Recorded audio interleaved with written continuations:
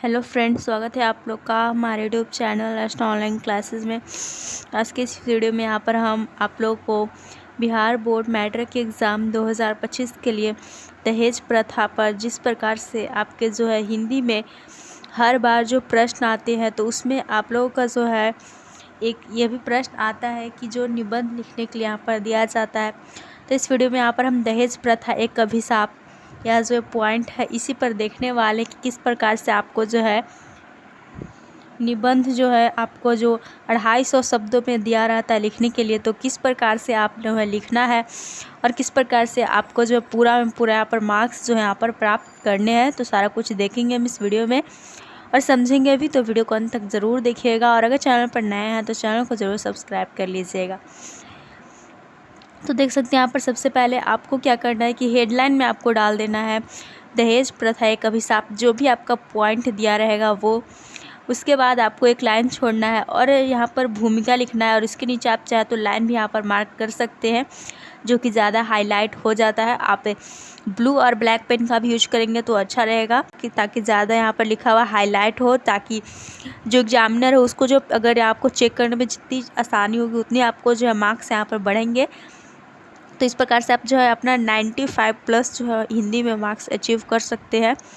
तो देख सकते हैं आपको स्टार्टिंग में यहाँ पर भूमिका में 3-4 लाइन ही लिखना है, जैसे कि यहाँ पर लिखा हुआ है दहेज प्रथा भारतीय समाज के लिए अभिशाप है और हमारी सामाजिक संरचना इससे बुरी तरह प्रभावित हुई है, और यह प्रथा नारी जीवन की अस्मिता पर गंभीर प्रश्न खड़ा करती है। यानी कि यहाँ पर दिया जा रहा है आपका कि दहेज प्रथा जो है एक प्रकार से हमारा जो समाज है इसके लिए एक श्राप की तरह है, और जो हमारी सामाजिक संरचना है, जो स्ट्रक्चर है, इससे जो बहुत ज़्यादा यहाँ पर बुरी तरह से प्रभावित होता है। और इसके अलावा यह प्रथा नारी जीवन की असीमता पर गंभीर प्रश्न चिन्ह खड़ा करती है, और इस प्रथा के चलते नारी जीवन त्रस्त है। ना जाने कितनी कन्याएं इसकी बलि वेदी पर जल रही है। इनकी इसके कारण जो नारी जीवन होता है वो ज़्यादा ही त्रस्त हो जाता है, और इस पर जो बलि चढ़ रही हैं बहुत सारी कन्याएँ। अब फिर हम क्या करना है, इसमें 3-4 पॉइंट लिखने के बाद आपको नेक्स्ट पॉइंट लिखना है वर्तमान काल में इसकी विडंबना। यानी कि जितना ही आप पॉइंट वाइज बनाकर यहाँ पर लिखेंगे, आपको एग्ज़ाम में पॉइंट ऐसे दिया ही जाता है, नहीं भी दे यहाँ पर तो आपको पॉइंट वाइज यहाँ पर लिखना ही लिखना है। पॉइंट बनाकर जो भी दिया रहेगा उसको ऐसे लिख देना है। लाइन नीचे आप करना चाहे तो कर सकते हैं, नहीं तो यहाँ पर इसको ब्लैक से लिख के और ब्लू यहाँ पर स्टार्ट करें कि दुर्भाग्य से आजकल दहेज की ज़बरदस्ती मांग की जाती है। यानी कि वर्तमान जो समय है इसमें इसकी क्या विडंबनाएं हैं। तो आजकल दहेज की ज़बरदस्ती यहाँ पर मांग की जाती है, दुल्हों के भाव लगते हैं। बुराई की हद यहाँ तक पड़ गई है कि जितनी शिक्षित है समझदार है उसका भाव उतना ही तेज़ है। यानी कि अगर बात करें जो जितना ज़्यादा शिक्षित पढ़ा लिखा होता है, जैसे डॉक्टर इंजीनियर के यहाँ पर दिया हुआ है एग्जाम्पल में, उसका भाव उतना ही यहाँ पर तेज़ है। यही सबसे बड़ी जो यहाँ पर विडंबना है अगर बात करें वर्तमान काल में की। तो इस प्रकार से आप लिखकर अपने जो है 4-5 लाइन यहाँ पर बढ़ा सकते हैं, क्योंकि आपको 250 शब्दों में जो है उत्तर देना रहता है, जो कि आपका मैट्रिक का जो कॉपी होता है तो उसके लगभग जो है 2 पेज आपको लिखने ही लिखने हैं, 2 से कम नहीं लिखने हैं।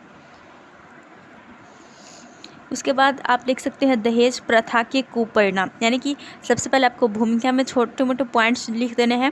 उसके बाद इसका क्या विडंबना है, क्या इसका मतलब परिणाम देखने को यहाँ पर मिल रहा है वर्तमान समय में। इसके बाद आपको लिखना है स्पेशलिस्ट दहेज प्रथा के कुपरिणाम, जिसमें हम बात करेंगे इसके दुष्परिणाम बहुत सारे हैं।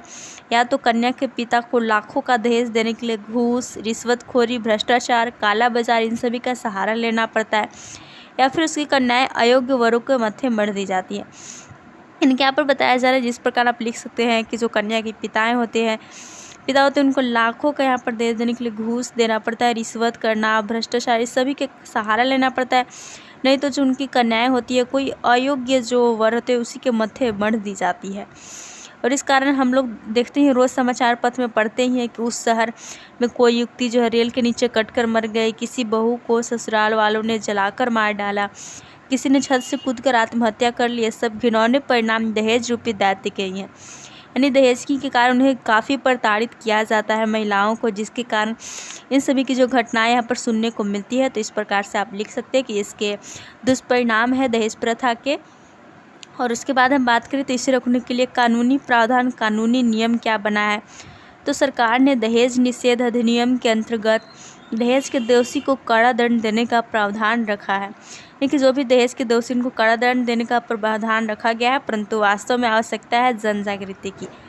यानी कि सरकार ने नियम तो बनाया है, आप इस प्रकार से लिख सकते हैं इसको और बढ़ाकर खुद से भी, कि सरकार ने तो नियम बनाया है लेकिन वर्तमान में मतलब कि फिर भी कुछ भी इस नियम का पालन नहीं हो पाता है।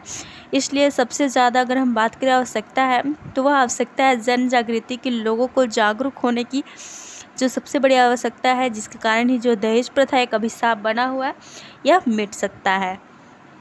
और आपको कुछ भी यहाँ पर पॉइंट पूछा जाए, यानी कि अगर कुछ भी पूछा जाए, किस पर भी निबंध लिखना हो, तो लास्ट में आपको उपसंहार ज़रूर लिखना है और इसमें आप कुछ भी 2 लाइन लिख सकते हैं। जैसे कि यहाँ पर दिया हुआ है कि दहेज अपनी शक्ति के अनुसार दिया जाना चाहिए, धाक जमाने के लिए नहीं, इससे मांगा जाना ठीक नहीं है।